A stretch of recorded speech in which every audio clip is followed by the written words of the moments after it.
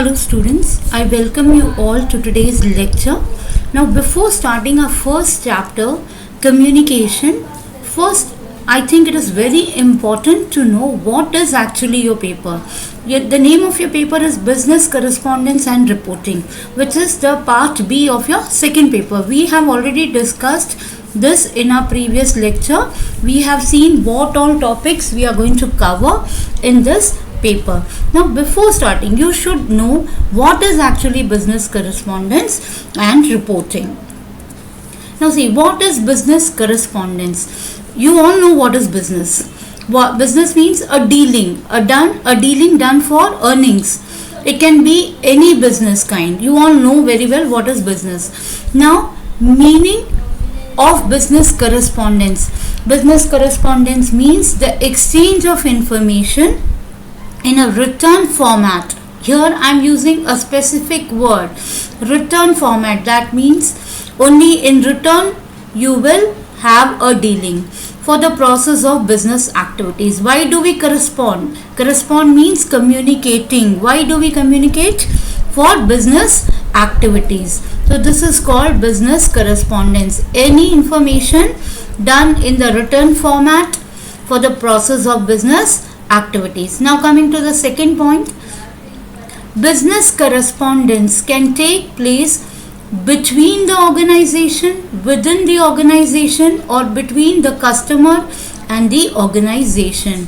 Now business correspondence can take place between two organizations or more than two organizations, or within an organization, or between the customer and the organization. This point we will discuss in more detail. Now coming to the third point, the correspondence refers to the written format, communication between two persons. Now what it is? It is in the written format, not orally. That what it proves. Hence oral communication or face communication is not a business correspondence. Only a correspondence done in a written format is called a business correspondence. Anything which you are going to deal face-to-face communication or oral communication or verbal communication will not be counted as a business correspondence. Now see, we will discuss this in a little more detail. Now what is internal correspondence? As I have told you about business correspondence, now let us see the first type of business correspondence, that is internal correspondence. Now how the word internal means? Within the organization. Now what are internal correspondence? An indent, promotion letters, approval letters, all these are called internal correspondence. Now you can see here we have an organization which has its various departments, like department 1, department 2 and department 3. There can be more departments. Like if I say department 1 is a purchase department, department 2 is a sales department, and department 3 is a other one more department, storage department, and there can be many more departments in an organization.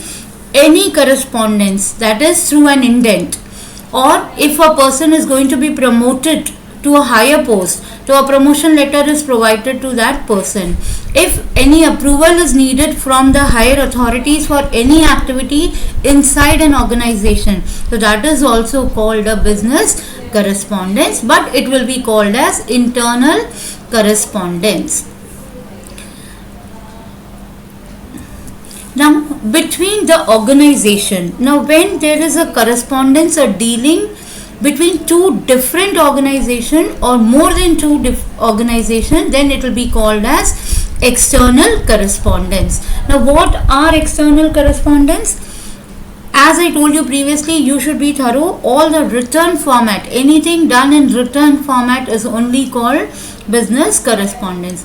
Now contracts, the contracts between two companies, two organizations is again a business correspondence. Any agreement done between two companies or two organizations, then it is called a business correspondence. Any service agreement between two organizations is called a business correspondence. This is called external correspondence because one organization is doing business, a correspondence with another company which is totally different. It has no dealing with each other. Now they are going to deal. That is why they are going to sign a contract, they are going to sign an agreement or any service. For example, if I say, children, suppose company A is a service providing company, so it is going to make an agreement of service agreement with the company B, in which all the terms and conditions will be discussed in the written format, and it will be signed by both the company authorities. I hope it is clear what is an external correspondence. We have discussed internal correspondence. Let us see it once again. Internal, as I said, there is one organization, and that organization is dealing with its various departments within the company, within the organization. Suppose I am running a company and I have to say something to my departments. So I will send a circular or a notice or any way of communication. It can be emails also, where I want to share an information to all the departments. So that will be a business correspondence within the organization or the internal organization. Now the third condition, between the customers and organization. Now you can see this is also a business correspondence between the customers and the organization. Now suppose there is one organization and it has many customers. Customer C is indicating customer here. C1, C2, C3 and C4. These are the customers. There can be n numbers of customers for an organization. Now what the organization does, it gives, suppose I went to a shop and I purchased something over there. Now what the owner will do, he will give me an invoice. What he will give? He will give me an invoice. He will give me the bill, which is again a business correspondence between a shopkeeper and a customer. Now marketing letters, offers, discounts, statements of account, order confirmation. Now all these are done through written format. In the written format, letters are issued. So all these things are called business correspondence. Now moving, I hope it is clear, students, to you all what is exactly business correspondence is. Let it be very clear to you all that business correspondence is totally an exchange of information in written format. Any oral communication or face-to-face communication will not be considered as a business correspondence. Now we will see what is reporting. We have seen what is business correspondence. Now we will see what is reporting. Reporting means, you all know, you have done report writing in your school life. What you used to do there? You used to report an event, an incident or any activity which you have witnessed. Now here what is reporting? Here again reporting means the same. It is again in the written format, an account, a document given of a particular matter.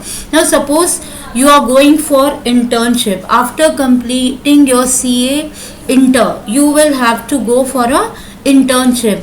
Suppose you have been selected for an internship in a very good chartered accountant firm.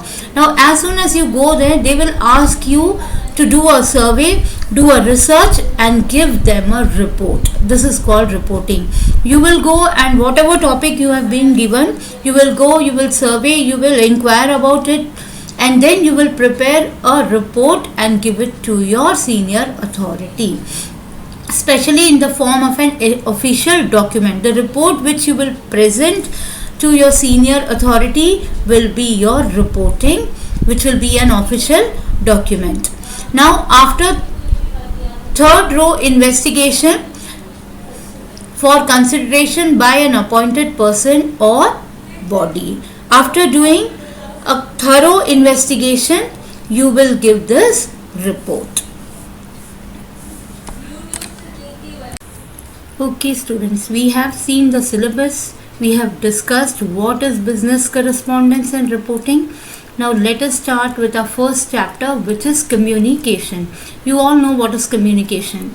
Communication can be verbal or non-verbal both. Now let us see the introduction first. What is communication? Now communication, this word has come from the Latin word communicare, meaning to share. What does this word communicare means? Meanings to share. Now what are we going to share? We are going to share the information over here. Exchange of information. Communication is a process of exchanging information, ideas, thoughts, feelings and emotion through speech. It can be through verbal communication, using any signals, or in the writing way, in the writing format or behavior. Sometimes with a face expression also we try to communicate with each other. In communication process, a sender is known as the encoder. A sender is called the encoder, who encodes a message. Encodes means who sends a message, and then using a medium, a channel, sends it to the receiver, who is known as a decoder. Now the sender is known as the encoder, and the person to whom the message is sent through a medium or a channel, who receives it, the receiver, is called the decoder. Now after receiving the message from the sender, what does the decoder or the receiver do? Who decodes the message? What does the decoder or the receiver does? He decodes the message, and after processing information sends back appropriate feedback or reply using a medium channel. Now what he does, suppose now I am teaching you this chapter, so I am conveying my words, I am conveying my points, which you are going to listen and understand. Then you may give your feedback. If you have a doubt somewhere where it is not clear, you can ask me. So this is called the feedback. Now the main steps inherent to all communications are, now what are the characteristics of communication? Let us see one by one. The first one, the purpose or reason for communication. Always we have a purpose or a reason to communicate. Then the second one, the contents of the message. Now what we are going to communicate, what will be the content of the message? Definitely we are going to have some thought, some idea or some feeling which we are going to convey or communicate to our receiver. Then the medium, third point, the medium used for conveying the message. For example, internet, written text, speech, pictures, gestures and so on. There are many mediums of conveying a message. You can convey your message even by sending a picture, because pictures, they speak, they convey a lot of things without speaking verbally. And internet is again a medium, a channel of sending information. Then written text, it can be in the form of a letter or any written document to exchange our thoughts, ideas, or to convey any message. Or speech means verbal communication. Now transmitting the message, then we first make our message, we collect our content, what we have to convey, and then we transmit it to the person to whom we want to convey. Now coming to the fifth point, messages are often misinterpreted. Misinterpreted means misunderstood. Sometimes what happens, we are not clear in sending our messages due to external disturbance. Now this can happen due to external disturbances such as noise. Suppose I am talking to you all, and in between somebody comes and hinders, or another person is talking standing beside me, so they will be disturbing us, and the thing which I want to convey to you will be misinterpreted. You will not be able to understand exactly what I am trying to say. Such noise can be created by human, traffic and natural forces. It can be in any form. This disturbance can come, suppose many people are standing and they are talking loudly, so that disturbance can be there. Disturbance of traffic can be there, and natural forces also. These factors can result in miscommunication. Now receiving the message. Next step is receiving the message. Making sense of the message and decoding. What we are going to do? We are going to receive the message, take out what is the sense of the message, and then decode the message received. 8 point, interpreting and figuring out what the receiver thinks is the real message. Now suppose I am sending you a message, so I am the sender or the encoder. I am sending a message to you, you are the receiver or the decoder. Now you will receive my message, you will understand my message and decode it, and then you will send me a feedback. Now let us see process of communication. Now in the process of communication, we have a sender who is encoding a message through a channel. Then we have a receiver who receives the message again through a channel. The receiver is decoding the message over here, and then he is sending us a feedback again to the sender. Now this is the whole process of communication. Let us see it once more. The sender is, or the encoder is encoding a message, sending a message through a channel. Now these channel can be speech, picture, or through internet, as we have discussed. Now he is sending a message to the receiver who is the decoder. He will decode the message and give us the feedback again through a channel.